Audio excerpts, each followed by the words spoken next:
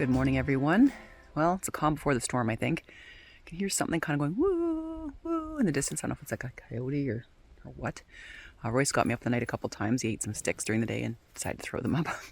Anyways, so we're just up doing our morning walk, seeing what we can see, getting ready before the weather comes in. Big time melt in the woods yesterday. It's going to be really slick and slippery. This is extremely sketchy going downhill. That's the main trail you can see where it's all compacted down. So you can see that the woods are really melted out after the warm temperatures yesterday. Really weird for February. But I can't be too mad at the guy. It's his birthday today. It's his 3rd birthday. Happy birthday. He's just waking up. It's hard to. He's in the tent from like 5 o'clock at night all the way till now. It's like 7 in the morning. So he gets bored. Sometimes he gets up at night just because there's literally nothing to do. I bring his little chew toy with him to kind of get him, something to do. But, he always do so much. So sometimes he'll ask just to go and sit outside. So I'll just like time out on the deck or whatever and he'll just sit at night and listen to the noises and stuff. Gives him a little bit of stimulation. But yeah, these are the woods today. Look at that. I mean, you remember what it looked like when I first came in, literally 2 days ago. And now this is what it looks like on the way out. We're going to be dragging our stuff on top of that. Probably not even. It's going to start raining. So this will be really interesting.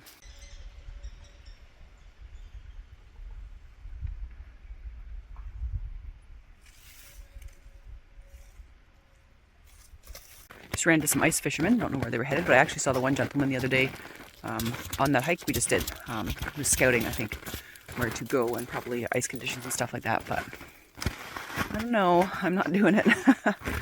Better you than I. There are some inland lakes here that, ice conditions are not too bad, I'm guessing. But where I was, not great. So anyway, good luck to them. Hopefully they stay safe. I'm thinking they're probably going to go to Clearwater Lake or Birch Lake.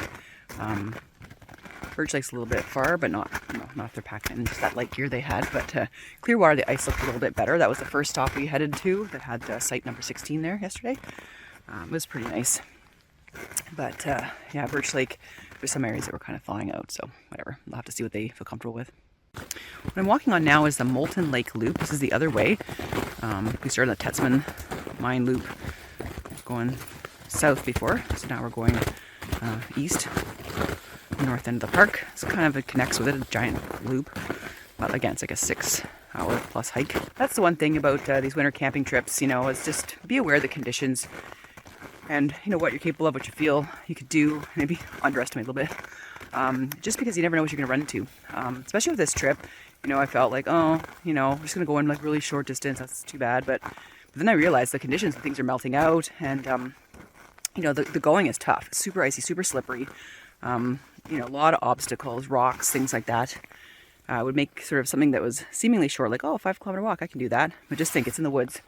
It's winter, it's getting dark, potentially icy, different conditions. You have a whole lot of gear with you. You've got to set it up. You're going to figure out the timing of that. So it's all about trip planning and, what you're capable of doing and the weather conditions and things like that. So, just when someone at the front desk offers you a site that seems like, it's not that bad.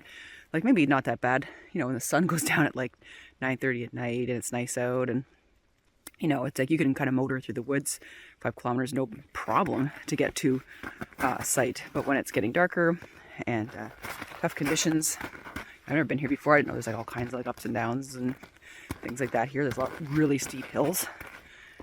So you might be taking your stuff piece by piece up that hill. You know what I mean? So be prepared for that. Overall, I'm super happy with my gear. Like literally there's nothing other than I wanted ice cleats. I should have brought ice cleats because geez, it's really icy in here. And maybe some ski poles. I thought about the ski pole business, but I thought, no, it's just extra weight. But I probably should have swapped out my ice fishing gear for just like those kinds of things weight wise. But everything else is great. Like the tent was awesome. The stove was fabulous. Food, have more than we need. So that was fine. I did get up at 3 in the morning. I was a little bit hungry. Had the rest of that apple crisp from yesterday.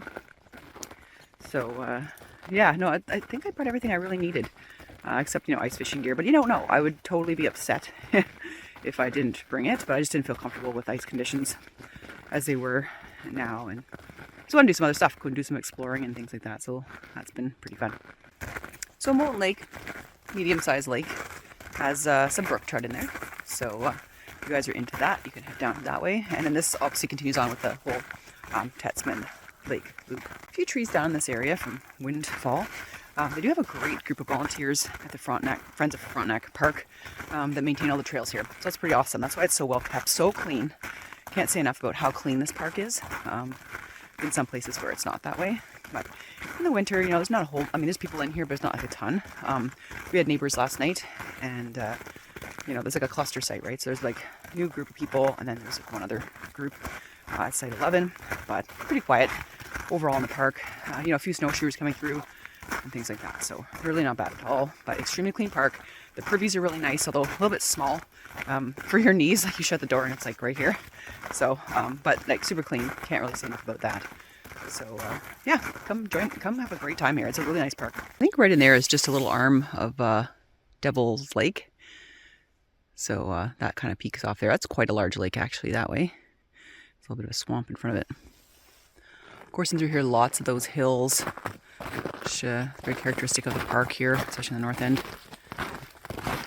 Little streams here and stuff.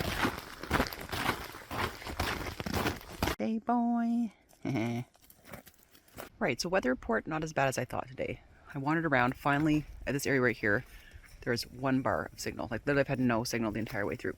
So looks like from 8 till 10 o'clock this morning we're getting a little bit of snowflakes, and then maybe 1 hour, 40% chance of a little bit of rain, and then clearing out. So it's gonna be a great day. So that's way better than I thought. Whispering because there's another tent camper just way over yonder. But yeah, so that's gonna be awesome. I thought it was gonna be so much worse. So yeah, let's just enjoy the morning. Breakfast this morning is turkey bacon and some oatmeal with apples. So that'll be really good, and coffee, of course. I'll tell you how happy I am that we're not going to be getting all that nasty weather. I had visions of like freezing rain for hours this morning and then packing up an iced up tent. So that really takes the pressure off. I can just enjoy the morning.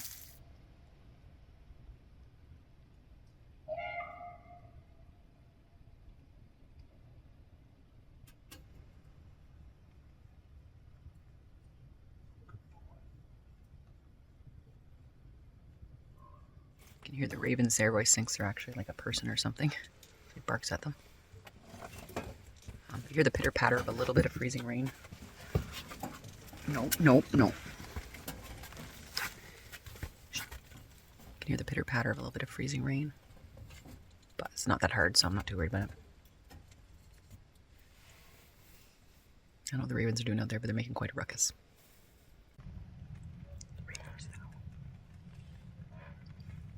Can you hold the dog? Sit and wait. It'll scare them away. Stay with that.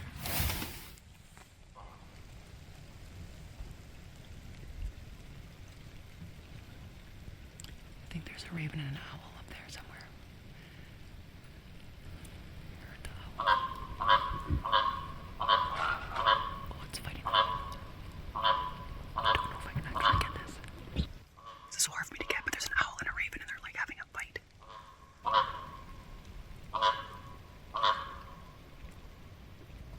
I think it's a barred owl. It's super camouflaged. I can't even tell where I'm filming. But it was like it attacked. The raven attacked the owl. I could hear the owl start to call. I quickly got my camera going. The owls are silent when they fly, so I can't even tell if it's flown away or not. But I'll keep listening.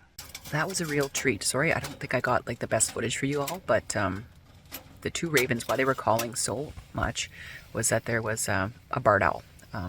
And I heard the barred owl call. I couldn't get it on camera, I don't think. It was such a flurry of activity. First I thought it was the raven mimicking the owl, but it wasn't. It was actually the owl. It was literally, I don't know, less than like 15 feet away up in a tree. And then I just saw that raven kind of go and like sort of attack it. Yes, and he's been really agitated because he heard the noise. He wanted to go outside. Anyways, so yeah, so then I saw the raven kind of bump into the owl, and then, you know, and then the ravens kind of lost the battle and they both left. And then the owl's somewhere probably in the tree, but I can't tell. Like I said earlier, they're silent when they fly, and I just couldn't see them very well. They're so well camouflaged. But what a treat! Trumpeter swans and then like ravens and owls. This is really awesome. Royce just saw the fisher almost try to catch him. There he is.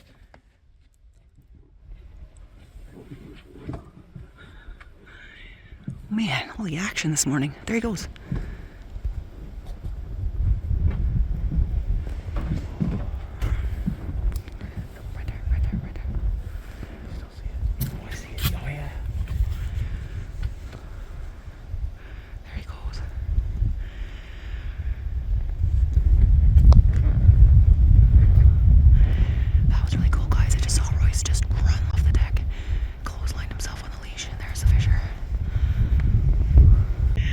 Ran out in my darn slippers. Oh yeah, he's like totally agitated. He was gonna go after that thing. Thank God I have him on a leash. So he would have got him. There would have been quite the fight. They're nasty. I know someone that had a little dog once, and Fisher approached on the leash and attacked the dog and attacked the woman and running up and down her arms and stuff like that. I've run into one, you know, by garbage bins and stuff. They're nasty. I would not want to be the other end of that. They're vicious little things. But anyways, that was cool. Of course, now we're just super agitated. But I'm glad we saw that. We're seeing so much wildlife around the tent. This is so cool. This is a bonus of backcountry camping. You really get the full wilderness experience. Well, we're just packing up camp here. Just taking it easy, but take a look. The sun's actually coming out, which is amazing. This is great. What a great trip we've had. Such adventures. One thing that helped me the night I was cold was these Mr. Heater Hexal warmers from Princess Auto. And you can get them at Cabela's too. So they are really nice. They are like, one in my small of my back, one kind of on my chest or my neck. Super warm all night. So definitely want to pick up these little things. Hand warmers, foot warmers, and these ones are the XL size if you can find them. They're really great. They just, you tear them open, they mix with oxygen, and they warm for like 14 hours. Like no joke, the ones from last night are still going.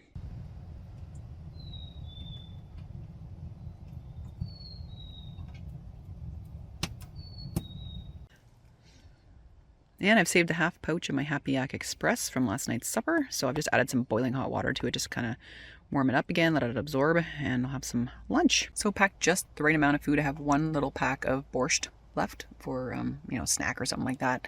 But yeah, basically ate everything, planned perfectly well for the trip. Now, barring any, you know, maybe we got bogged down here for like a day or something like that. We'd be a little bit out of luck, but I guess I got my fishing gear so we could figure something out. But other than that, trip plan successful. Goodbye to Kingsford Lake. The wind has really crept up, but you know, it looks really, really nice out. Sun and cloud right now to hike out. Didn't get the weather that we were expecting. And we left everything the way we saw it when we first got here. Thanks so much for joining me on today's adventure at Frontenac Provincial Park. It's an awesome park to explore if you're in the region. Go check it out. And if you're not, do some winter camping, hot tenting. It's amazing. You guys have a wonderful week. We'll see you in the next video. Take care.